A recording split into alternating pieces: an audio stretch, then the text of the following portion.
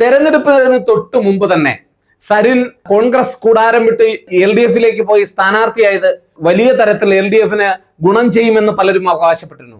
അതുപോലെ തന്നെ സന്ദീപ് വാര്യരുടെ UDF രംഗപ്രവേശം BJPക്ക് ഒരു കോട്ടവും സംഭവിക്കില്ല എന്നും അവകാശപ്പെട്ടിരുന്നു. ഈ രണ്ട് ആരോപണങ്ങളും തെറ്റാണ് എന്ന് തെളിയിക്കുന്ന ഒരു തിരഞ്ഞെടുപ്പ് കൂടി തന്നെയാണിത്. സന്ദീപ് വാര്യരെ സംബന്ധിച്ചിടത്തോളം കുറേയേറെ ജനസമിതിയും പൊതുസമിതിയുമുള്ള ഒരു BJP നേതാവായിരുന്നു എന്ന് പറയാതിരിക്കാൻ നിർവാഹമില്ല. കാരണം അദ്ദേഹം BJPയുടെ വക്താവായിരുന്നു. സാധാരണ മാധ്യമങ്ങളിലൊക്കെ സ്ഥിരമായി കാണുന്ന ഒരു മുഖമാണ്. അദ്ദേഹത്തിന് കുറച്ച് അനുയായികൾ ഉണ്ട് എന്നുള്ള കാര്യത്തിൽ സംശയമൊന്നും വേണ്ട. അവരൊന്നും പാർട്ടി വിട്ട് ഒരുപക്ഷെ BJPയിലേക്ക് BJPയിൽ നിന്ന് കോൺഗ്രസിലേക്ക് ചേക്കേറണം സന്ദീപ് വാര്യർ പോയത് കൊണ്ടൊന്നും നിർബന്ധമൊന്നുമില്ല. പക്ഷേ ചെറിയ തോതിലെങ്കിലും ചില പ്രദേശങ്ങളിൽ BJPക്ക് തിരിച്ചടി അതുവഴി ഉണ്ടായിട്ടുണ്ട് എന്നുള്ള തരത്തിലുള്ള റിപ്പോർട്ടുകളാണ്, കണക്കുകളാണ് തെരഞ്ഞെടുപ്പ് ചിത്രം നൽകുന്നത്. പക്ഷെ ഒരു കാര്യം നമ്മൾ ഓർത്തിരിക്കണം, അതിനൊക്കെ ഉപരിയാണ് പാലക്കാട് മുനിസിപ്പാലിറ്റിയിൽ നഗരസഭാ മേഖലയിൽ BJPക്ക് കിട്ടുന്ന തിരിച്ചടി എന്നുള്ളത്. കാരണം നഗരസഭ ഭരിക്കുന്നത് BJP-യാണ്. അതുവഴി വളരെ വലിയ ഭൂരിപക്ഷം ഉണ്ടാക്കാം എന്നവർ കണക്കുകൂട്ടിയിരുന്നു. സ്ഥാനാർത്ഥി ഉൾപ്പെടെയുള്ള പാലക്കാട് കൃഷ്ണകുമാർ ഉൾപ്പെടെയുള്ള BJPയുടെ സ്ഥാനാർത്ഥി ഉൾപ്പെടെയുള്ളവർ പറഞ്ഞിരുന്നത് തങ്ങൾ ഇവിടെ ആദ്യ ഘട്ടത്തിൽ വളരെ വലിയ ലീഡ് സമ്പാദിക്കും, 10,000 വോട്ടിലധികം ലീഡ് ഉറപ്പായും സമ്പാദിക്കും എന്ന് പറഞ്ഞിരുന്നു. അവിടെ നിന്ന് ലീഡിലേക്ക് പോയില്ല എന്ന് മാത്രമല്ല, പല സ്ഥലങ്ങളിലും വലിയ കൂടി ഉണ്ടായി എന്നുള്ള വസ്തുത നമ്മൾ മറന്നു പോകരുത്. വളരെ കഷ്ടപ്പെട്ടാണ് പാലക്കാട് നഗരസഭാ മേഖലകളിൽ ചിലയിടത്തെങ്കിലും BJPക്ക് പിടിച്ചു നിൽക്കാനായത് എന്നുള്ളത്. അതുകൊണ്ട് തന്നെ ഉറപ്പിച്ച് പറയാൻ കഴിയും, പാലക്കാട് നഗരസഭാ മേഖലയിൽ BJPക്ക് കിട്ടുന്ന ഈ തിരിച്ചടി സന്ദീപ് വാര്യർ BJP വിട്ടുപോയത് കൊണ്ട് മാത്രമല്ല, മറിച്ച് അവിടുത്തെ മുനിസിപ്പാലിറ്റി ഭരണത്തിനെതിരെയുള്ള ചെറിയ ഒരു വികാരം കൂടി ആ പ്രദേശത്തുണ്ട്. ഒപ്പം സന്ദീപ് വാര്യർ പോയതും പല പ്രദേശങ്ങളിലും BJPയെ ബാധിക്കും, ചെറിയ തോതിലെങ്കിലും എന്നുള്ള കാര്യത്തിൽ ഒരു സംശയവും വേണ്ട. രണ്ടാമത്തെ ഏറ്റവും ഘടകമായി അവിടെ നമ്മൾ കാണുന്നത് ഭരണവിരുദ്ധ വികാരം തന്നെയാണ്. LDF സർക്കാരിനെതിരെ ശക്തമായ ഭരണവിരുദ്ധ വികാരം അവിടെ ഉണ്ട് എന്നുള്ളതാണ്. അപ്പോൾ ചിലരൊക്കെ സ്വാഭാവികമായിട്ട് പറയുന്ന ഒരു കാര്യമുണ്ട്, ചേലക്കരയിലെ വിജയമോ എന്ന്. അത് തീർച്ചയായിട്ടും ഭരണവിരുദ്ധ വികാരം ഇല്ല എന്നുള്ളതിന്റെ തെളിവായി LDF കണക്കാക്കിയാൽ അതൊരു പക്ഷേ അടുത്ത തെരഞ്ഞെടുപ്പിൽ LDFന്റെ വാട്ടർലൂ ആയി മാറും, പരാജയത്തിന് കാരണമായി മാറും എന്നുള്ള കാര്യത്തിൽ ഒരു സംശയവും വേണ്ട. കാരണം ഞങ്ങളൊക്കെ വിവിധ മണ്ഡലങ്ങളെ പറ്റി പഠിക്കുന്നവരാണ്. പാലക്കാട് മണ്ഡലവും ചേലക്കര മണ്ഡലവും ഒക്കെ ഭംഗിയായിട്ട് പഠിച്ച ഒരാളാണ് ഞാൻ. ആ മണ്ഡലത്തിൽ എനിക്ക് പൊതുവെ കണ്ടത് ചേലക്കര മണ്ഡലം ഉഴുതുമറിച്ചിട്ട ഒരു LDF മണ്ഡലമാണ്. അവിടെ രാഷ്ട്രീയമായി വേർതിരിക്കപ്പെട്ട രാഷ്ട്രീയ വോട്ടുകളാണ് അവിടെ ഉള്ളത്, നിഷ്പക്ഷ വോട്ടുകളെക്കാൾ എന്ന് നമ്മൾ പറയേണ്ടി വരും. അതുപോലെ അല്ല മറ്റ് പ്രദേശങ്ങൾ. അതുകൊണ്ട് തന്നെ ചേലക്കരയുടെ വിജയം വെച്ച് നമുക്കൊരിക്കലും ഭരണവിരുദ്ധ വികാരം ഇല്ല എന്ന് പറയാൻ കഴിയില്ല എന്നുള്ളതാണ്. ഭരണവിരുദ്ധ വികാരം തീർച്ചയായിട്ടും ഉണ്ട്. അത് പല പ്രദേശങ്ങളിലും വളരെ പ്രകടമാണ്, പല നിയമസഭാ മണ്ഡലങ്ങളിലും പ്രകടമാണ്. അതിന്റെ ഒരു ഭാഗമായി ഒരുപക്ഷെ രാഹുൽ മാങ്കൂട്ടത്തിന്റെ വിജയം ഒരുപാട് അവിടെ തന്നെ അറിയാം, സ്ഥാനാർത്ഥി നിർണയവുമായി ബന്ധപ്പെട്ടുണ്ടായിട്ടുള്ള പ്രശ്നങ്ങളൊക്കെ അറിയാം. അവിടെയൊക്കെ രാഹുൽ മാങ്കൂട്ടത്തിൽ പെട്ടി വിവാദം അദ്ദേഹത്തിനെതിരെ ഉയർന്നു.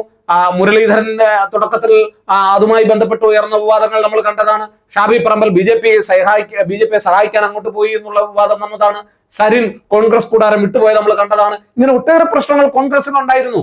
അതേസമയം തന്നെ ഷാബി പറമ്പിൽ ഉൾപ്പെടെ എത്തി രാഹുൽ മാങ്കൂട്ടത്തിന് വേണ്ടി പ്രയത്നിക്കുകയും കൽപ്പാത്ത ഉൾപ്പെടെയുള്ള മേഖലകളിൽ വലിയ തരത്തിലുള്ള പ്രചരണങ്ങൾ നടത്തുകയും അതൊക്കെ ഒടുവിൽ രാഹുൽ മാങ്കൂട്ടത്തിന് അനുകൂലമായി മാറുകയും ചെയ്തു എന്നുള്ളതാണ്. 4 ഘട്ടം വരെ തെരഞ്ഞെടുപ്പുകൾ എണ്ണിക്കഴിഞ്ഞപ്പോൾ കഴിഞ്ഞ തവണ പാലക്കാട് നഗരസഭയിൽ 4000-ലധികം വോട്ടുകൾ BJP ലീഡ് ചെയ്തപ്പോൾ ഇത്തവണ അവിടെ 1000-ലധികം വോട്ടുകൾക്ക് രാഹുൽ മാങ്കൂട്ടത്തിൽ ലീഡ് ചെയ്യുന്ന കാഴ്ചയാണ്. അതുകൊണ്ടാണ് ഞാൻ പറഞ്ഞത്, പിറായിരി പഞ്ചായത്ത് എന്ന് പറയുന്നത് UDFന് വളരെ വ്യക്തമായി മുൻതൂക്കമുള്ള ഒരു മേഖലയാണ്. അവിടെ നിന്നാണ് ഏറ്റവും വലിയ വിജയം എപ്പോഴും UDFന് ലഭിക്കുന്നത്. അത് തന്നെ ഇത്തവണയും രാഹുൽ മാങ്കൂട്ടത്തിന് തുണയായി എത്തുന്നു. അതേസമയം മറ്റ് പഞ്ചായത്തുകൾ എടുത്ത് പരിശോധിച്ചാൽ, അതായത് മാത്തൂർ പഞ്ചായത്ത് എടുത്ത് പരിശോധിച്ചാൽ, കണ്ണാടി പഞ്ചായത്ത് എടുത്ത് പരിശോധിച്ചാൽ, ഇവിടെയൊക്കെ ഒരുപക്ഷെ LDFും UDFും ഏതാണ്ട് ഒരല്പം ഒപ്പത്തിനൊപ്പം എത്തുകയോ ചില സ്ഥലങ്ങളിൽ ഒരല്പം LDF നേരിയ മുൻതൂക്കം വരികയോ ഒക്കെ ചെയ്യുന്ന ഒരു കാഴ്ചയാണ് നമ്മൾ കാണുന്നത്. അതുകൊണ്ട് തന്നെ മാത്രമല്ല, കഴിഞ്ഞ തെരഞ്ഞെടുപ്പിൽ BJPക്ക് അനുകൂലമായിരുന്ന ഒരു ഘടകം ഇത്തവണ ഇല്ല എന്നൊരു കൂടി നമ്മൾ മനസ്സിലാക്കുക. മെട്രോമാനായിരുന്ന ശ്രീധരന് കിട്ടിയ വോട്ടുകൾ, ധാരാളം നിഷ്പക്ഷ വോട്ടുകൾ പോക്കറ്റിലാക്കുന്നതിന് അദ്ദേഹത്തിന് കഴിഞ്ഞിരുന്നുവെങ്കിൽ അത്തരമൊരു ട്രെൻഡ് ഈ തെരഞ്ഞെടുപ്പുകളിൽ വിസിബിൾ അല്ല, അല്ലെങ്കിൽ കാണാൻ കഴിയില്ല എന്നുള്ളതാണ്. പക്ഷെ BJPക്ക് ശക്തമായ സംഘടനാ സംവിധാനമുള്ള ഒരു മണ്ണ് തന്നെയാണ് പാലക്കാട് എന്ന് പറയുന്നത്. ഇനിയും BJPക്ക് നല്ല സ്ഥാനാർത്ഥികളെ ഉപയോഗിച്ച് മണ്ഡലത്തിൽ വിജയിക്കാനാകും എന്നതിന്റെ സൂചന കൂടിയാണ് ഇപ്പോൾ അവിടെ നിന്ന് കിട്ടുന്ന ചില നേട്ടങ്ങൾ എന്ന് പറയുന്നത്. ഞാൻ പറയുന്നത് നേട്ടം എന്നുള്ള അർത്ഥത്തിൽ പറയുന്നത് ഇത്രയും വലിയ മത്സരം നടന്ന ഒരു മത്സരമായിട്ട് കൂടിയും ചില പ്രതികൂല കാലാവസ്ഥകൾ പാലക്കാടിൽ വന്നിട്ട് കൂടിയും BJPക്ക് ഒന്ന് പിടിച്ചു നിൽക്കാൻ അവിടെ സാധിച്ചിരുന്നു തുടക്കത്തിൽ എന്നുള്ളത് തന്നെ ഒരുപക്ഷെ BJPക്ക് ഒരു അനുകൂല ഘടകമാണ് എന്ന് വേണമെങ്കിൽ നമ്മളെ സംബന്ധിച്ചിടത്തോളം പറയാം. BJP ക്യാമ്പിനെ സംബന്ധിച്ചിടത്തോളം അത് ഒട്ടും ശുഭസൂചനയല്ല.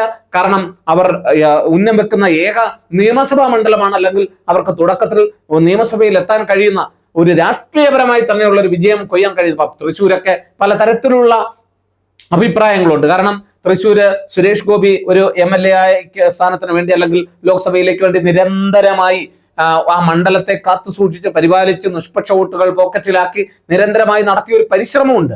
അതിനേക്കാളൊക്കെ ഉപരി രാഷ്ട്രീയപരമായി കെട്ടുറപ്പും BJPക്ക് സംഘടനാ സംവിധാനവും ഉള്ളൊരു പ്രദേശമാണ് പാലക്കാട് എന്ന് പറയുന്നത്. നിരന്തരമായി കഴിഞ്ഞ 3-4 വർഷത്തെ തെരഞ്ഞെടുപ്പ് ചരിത്രം എടുത്ത് പരിശോധിച്ചു കഴിഞ്ഞാൽ അവിടെയൊക്കെ ഏതാണ്ട് 25% മുകളിൽ വോട്ടുകൾ BJPക്ക് തുടർച്ചയായി നിലനിർത്താൻ 30-35% വരെയൊക്കെ വോട്ടുകൾ സ്വായത്തമാക്കാൻ കഴിഞ്ഞ BJPക്ക് അത്രയേറെ ഒരു ക്രൗഡ് പുള്ളിങ് ആകാൻ കഴിയുന്ന, മൊബിലൈസ് ചെയ്യാൻ കഴിയുന്ന, ആളുകളെ മൊബിലൈസ് ചെയ്യാൻ കഴിയുന്ന ഒരു പ്രദേശമായി മാറിയ ഒരു സ്ഥലമാണ്. BJPക്ക് ഒട്ടേറെ അനുകൂലമായിട്ടുള്ള സാഹചര്യങ്ങളുള്ള ഒരു മണ്ഡലമാണ്.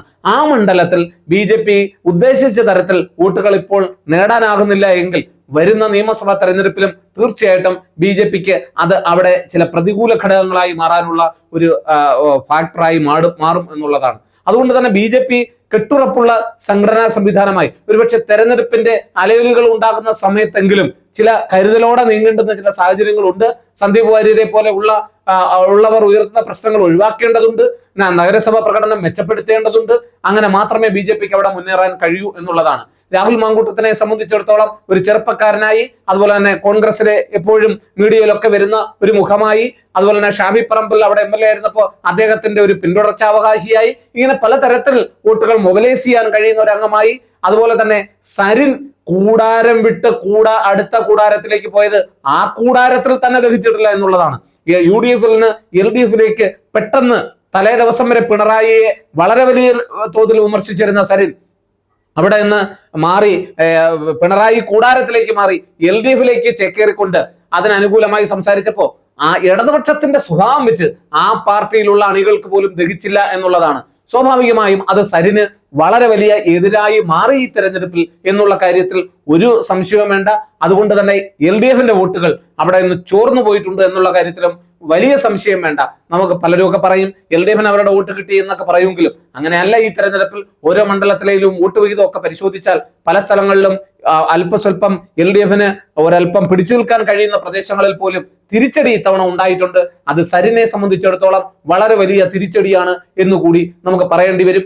LDF-നെ സംബന്ധിച്ചിടത്തോളം വലിയ തിരിച്ചടിയാണ് എന്ന് നമുക്ക് പറയേണ്ടി വരും. എന്തായാലും രാഹുൽ മാങ്കൂട്ടത്തിന്റെ ഈ വിജയം, അതുപോലെ തന്നെ വയനാട്ടിൽ കോൺഗ്രസിൽ പ്രിയങ്ക ഗാന്ധി നേടുന്ന വൻ വിജയം, ഈ 2 വിജയങ്ങളും കോൺഗ്രസിനെ സംബന്ധിച്ചിടത്തോളം വരാൻ പോകുന്ന നിയമസഭാ തെരഞ്ഞെടുപ്പ്, അതുപോലെ തന്നെ തദ്ദേശ തെരഞ്ഞെടുപ്പുകൾ ഇവയൊക്കെ വളരെ വലിയ പ്രാധാന്യത്തോടെ കാണുന്ന നമ്മളെ സംബന്ധിച്ചിടത്തോളം, കോൺഗ്രസിനെ സംബന്ധിച്ചിടത്തോളം ഇതൊരു പ്ലസ് പോയിന്റായി നിൽക്കും എന്നുള്ള കാര്യത്തിൽ ഒരു സംശയവും വേണ്ട.